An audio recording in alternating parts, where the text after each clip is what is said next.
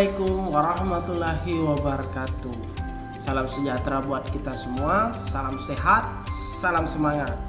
Meskipun dalam kondisi pandemi COVID-19, tentu kita harus tetap semangat belajar, bekerja, meskipun kita hanya berada di lingkungan sekitar rumah, ya. Anak-anak, hari ini kita akan melanjutkan pembelajaran kita, ya. Namun sebelumnya Bapak perlu mengingatkan kalian dan tidak henti-henti mengingatkan kalian, mari kita bersama-sama untuk menjaga kesehatan kita dengan melakukan 3 hal untuk menghindari COVID-19.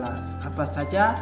Yaitu gunakan masker ketika keluar rumah, kemudian cuci tangan pakai sabun minimal 20 detik, lalu yang terakhir hindari kerumunan, jaga jarak, ya. Dan jangan lupa lakukanlah olahraga agar badan kita selalu sehat. Baik anak-anak, hari ini kita akan belajar tema 3, tokoh dan penemuan, subtema 2, penemu yang mengubah dunia, pembelajaran 6, halaman 105 sampai dengan 111 untuk buku revisi 2018. Sebelum kita mulai pembelajaran, kita bahas dulu tujuan pembelajaran kita hari ini. Baik. Tujuan pembelajaran kita hari ini diantaranya adalah dengan membaca diharapkan kita mampu menyebutkan informasi penting dari teks eksplanasi yang dibaca tentang manfaat penemuan pensil dengan tepat. Setelah membaca diharapkan kita mampu menuliskan informasi penting dari teks eksplanasi yang dibaca tentang manfaat penemuan pensil dalam bentuk peta pikiran dengan sistematis. Kemudian dengan berdiskusi diharapkan kita mengidentifikasi contoh manfaat kewajiban dalam kehidupan sehari-hari dengan tepat. Setelah berdiskusi diharapkan kita mampu menjelaskan pentingnya bertanggung jawab atas kewajiban yang harus dijalankan dan contohnya dalam kehidupan sehari-hari. Baik anak-anak, kita mulai pembelajaran hari ini.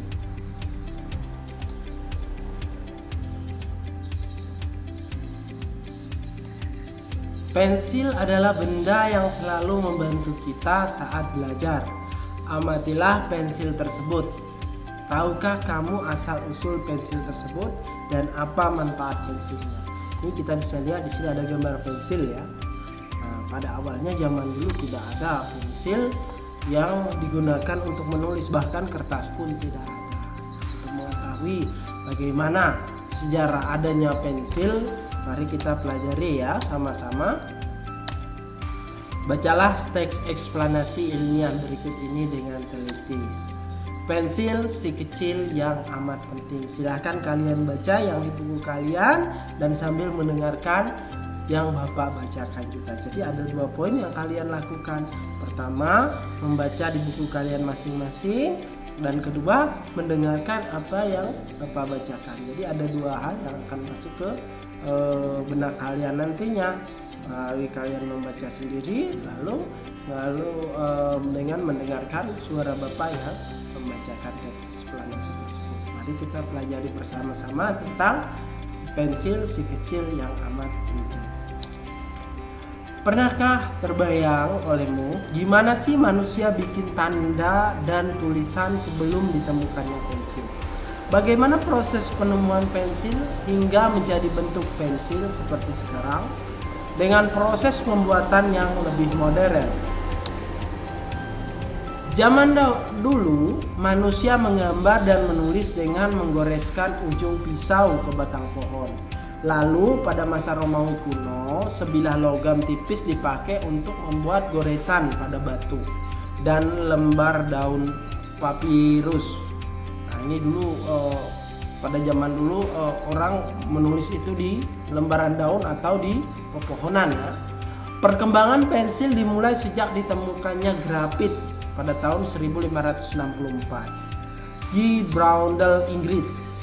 Grafit ditemukan sebagai material yang dapat meninggalkan tanda hitam yang cukup pekat, namun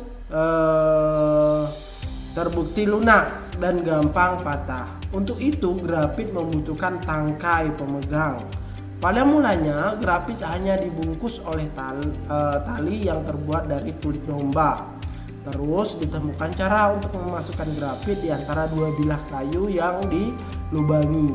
Ketika itulah mulai dikenal alat tulis yang kini dinamakan dengan pensil. Nah, ini adalah sebuah cerita teks eksplanasi yang menceritakan bagaimana awal mulanya kita dapat menggunakan pensil. Nah, dulunya orang-orang hanya mengukir menggunakan bilahan pisau ataupun yang lainnya di batang kayu, dedaunan dan lain-lain, sehingga pada tahun 1564 ditemukanlah material grafit. Grafit itu adalah bagian dalam pensil yang warna hitam, ya, itu disebut dengan grafit. Pensil mulai dibikin secara massal pada tahun 1662 di Nuremberg, Jerman. Ya, Jerman. Selanjutnya mulai abad 19, Faber-Castell, Lyra, Staedtler dan perusahaan lain mengembangkan pensil buat alat tulis secara pesan. Pada zaman modern, pensil dibuat dengan hancurkan grafit murni sama tanah liat hingga berbentuk bubuk.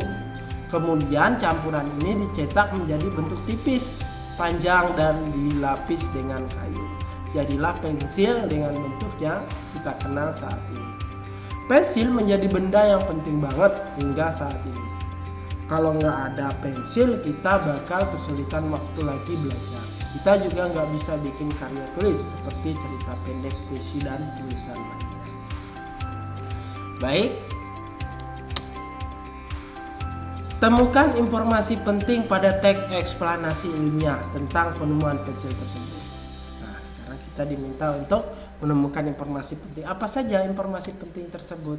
Nah, kita lihat informasi pentingnya. Yang pertama, zaman dulu manusia menggambar dan menulis dengan menggoreskan ujung pisau ke batang pohon atau ke dedaunan. Nah, itu informasi penting pertama.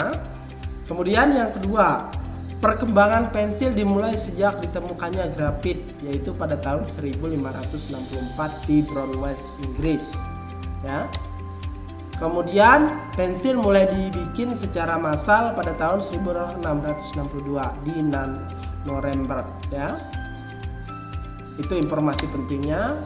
Kita lanjut topik masalah. Kalau bicara topik masalah, tentu topik masalahnya adalah bagaimana proses penemuan pensil hingga menjadi bentuk pensil. Kemudian kesimpulan dan pesan yang terdapat dalam teks eksplanasi tersebut, ya, yang disampaikan oleh penulis.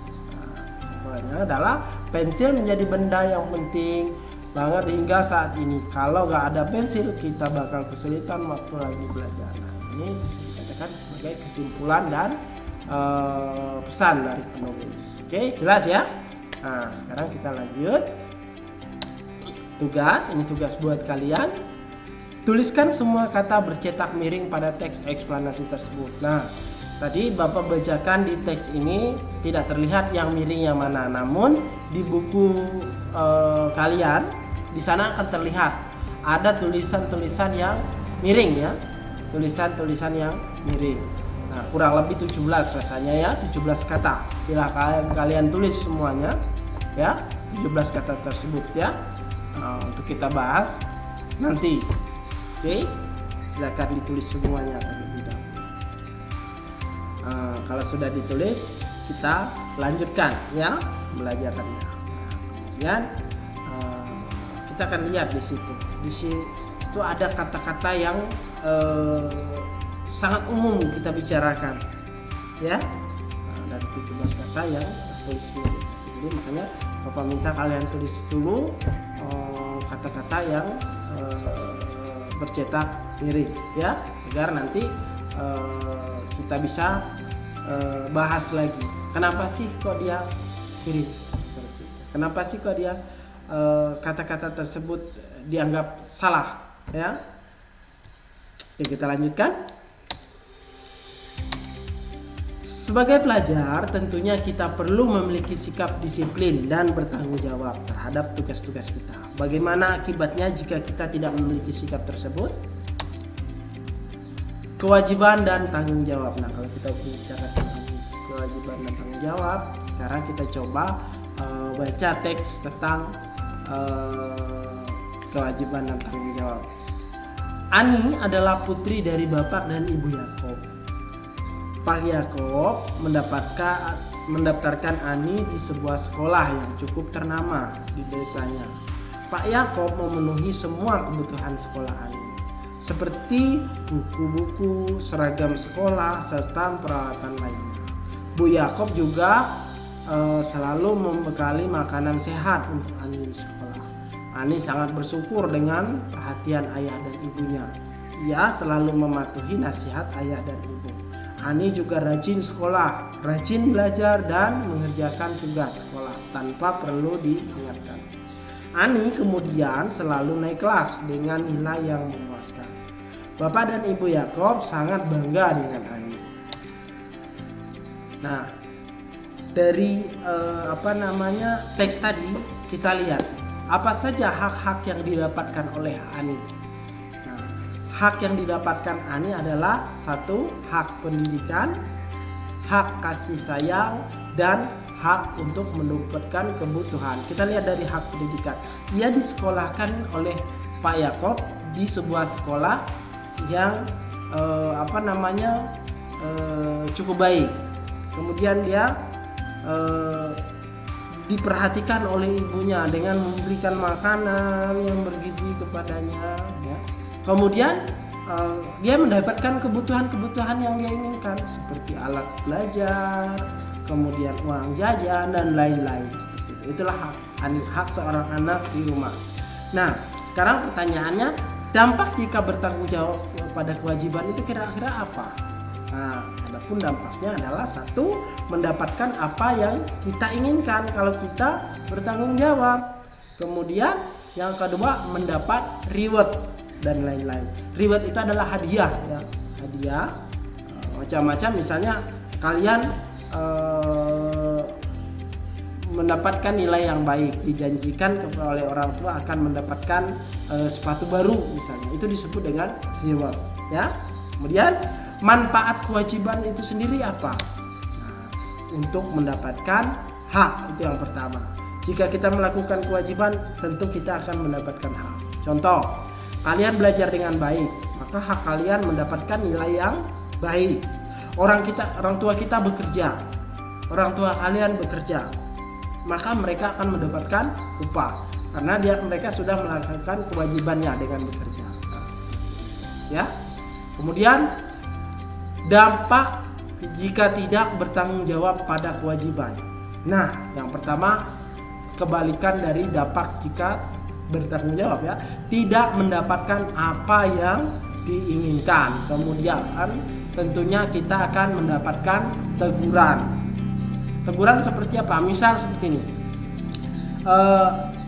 kalian bapak minta untuk mengikuti ulangan PTS seperti PTS kemarin, ya, PTS.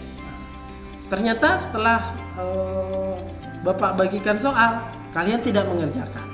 Nah, tentu ada teguran dari bapak, bagaimana agar kalian bisa mendapatkan nilai yang baik seperti itu.